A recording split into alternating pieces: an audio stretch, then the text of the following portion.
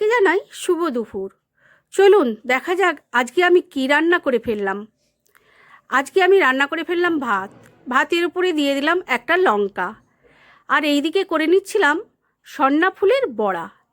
সন্না ফুলের বড়াটাকে আমি পেঁয়াজ লঙ্কা বেসন দিয়ে ভেজেছিলাম।